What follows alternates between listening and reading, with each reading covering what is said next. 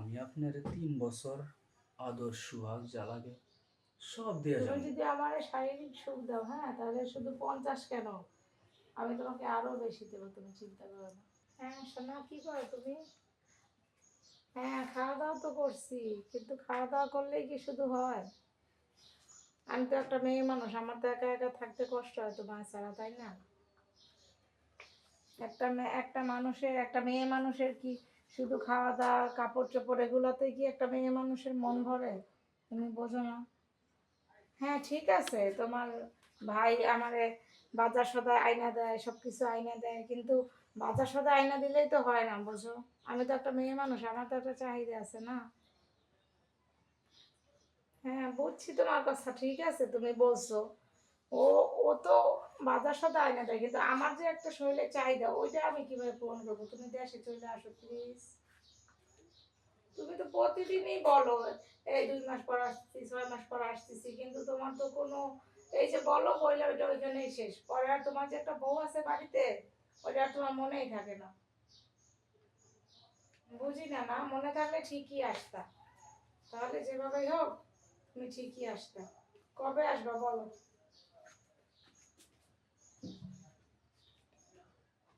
কবে আসবা বলো? আচ্ছা থাকো। ভাবি,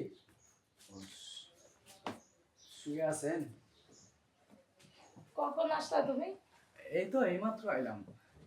কার সাথে কথা কইতেছিলেন? তো তোমার ভাইয়ের সাথে। ও, ভাইয়ের সঙ্গে কথা কইতেছিলেন।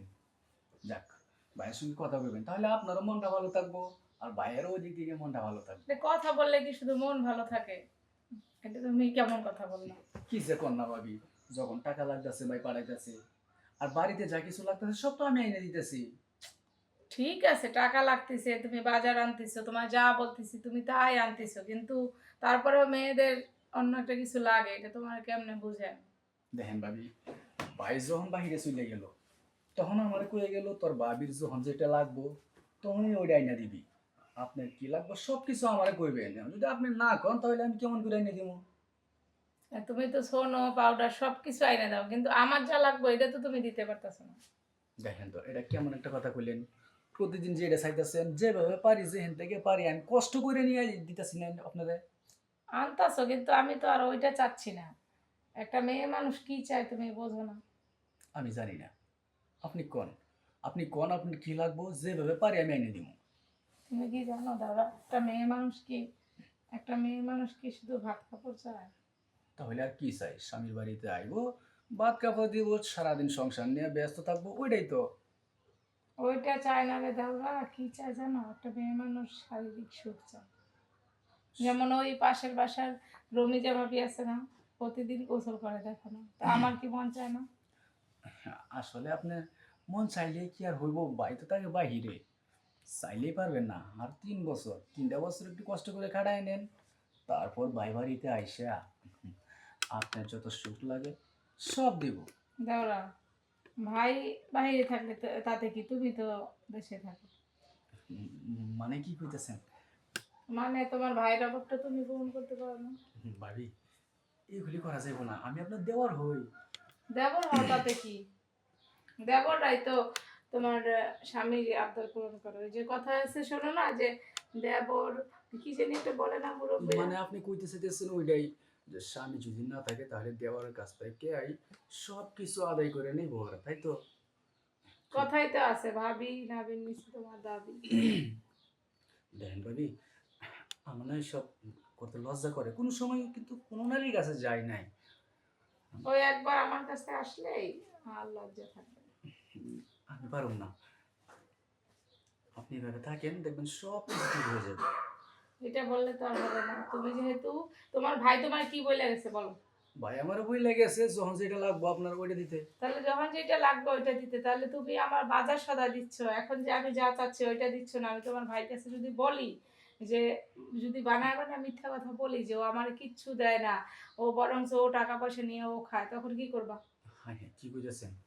তাহলে তো ভাই আমার একদম দেশে আইসা এ সাইজ। বাড়িতেই থাকতে দিবে না, তখন কি করবা? তাই তো। তার ঠিক আছে, থেকে আমি যেটা বলি ওইটা শোনা ভালো না? ঠিক আছে, আপনার যে চাওয়া পাওয়া সব আমি পূরণ করে দিই। কিন্তু তার বিনিময়ে আমিও আপনার কাছে কিছু চামু, দিতে পারবেন? হ্যাঁ, তুমি যদি আমার চাওয়া পূরণ করো তাহলে তো আমি তোমার চাওয়া অবশ্যই পূরণ করবো। এই তো, এতক্ষণে লাইনে আইছেন। কারণ আজকাল কারো কাছ থেকে কেউ যদি কোনো কিছু নেয়, তার বিনিময়ে কিছু দিতে হয়। সেটা আমি জানি দাদা। এই যে ভাই বাড়িতে নাই, আপনার এত সুন্দর শরীরটা এভাবে পইরে আছে, নষ্ট হইতাছে, সুখ পাইতেছেন না। এখন থেকে আমি আপনার ওই সুখ দিব, তার বিনিময়ে বেশি না। ভাই যে প্রতি মাসে মাসে টাকা পাঠাই, কম করে হলেও তো লাখ পাঠা, তাই না? তা তো পাঠাই। ওইখান থেকে আমারে কিছু দিবেন, মানে প্রতি মাসে আমার 50,000 করে টাকা দিবেন। আর আমি আপনার 3 বছর আদর সুহাগ যা লাগে সব দিয়ে তুমি যাবো। যদি আমার শারীরিক সুখ দাও, হ্যাঁ, তাহলে শুধু 50 কেন, আমি তোমাকে আরো বেশি দেবো, তুমি চিন্তা করো না। তাই নাকি? হ্যাঁ। তাহলে তো আর কোনো প্রবলেম নাই, চলেন। আপনি যে সুখের অভাবে ভুগতেছেন, আজকে আমি আপনার ওই অভাবটা না খুব সুন্দর করে একদম দূর করে দিব। যত সুখ লাগবো আপনার, এই যে আপনার দেওরা আছে, এই দেওরা এখন থেকে দিব। আমিও তো এটাই চাই দাদা, হুম। তুমিও সুখী থাকো আর আমাকেও সুখী করো। কিন্তু এই দেওরাকেও কিন্তু মন ভরে সুখ দিতে হবে।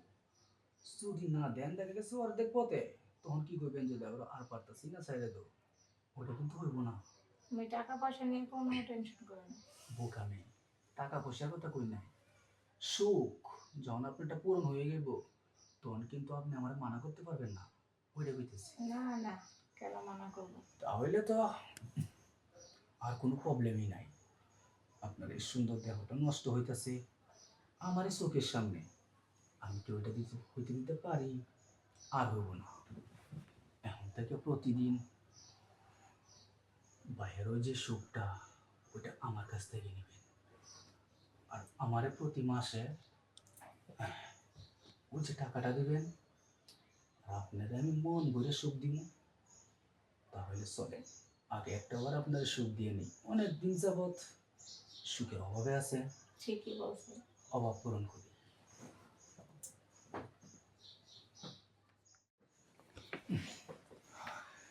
দেওরা, সুখ তো ভালোই দিলা, তোমার ভাইও এই সুখটা দিতে পারে না। আপনারা সুখ দিতে গিয়া খুব কষ্ট হয়েছে আমার। আমার তো ভালোই লাগছে। লাগবো না কেন? আজ পর্যন্ত তো কোনো নারীর কাছে আমি যাই নাই, এই ফার্স্ট টাইম আপনারা দিলাম, মানে আর সুখ। দেখতে হবে না দেওয়া টাকা। ওইটাই তো।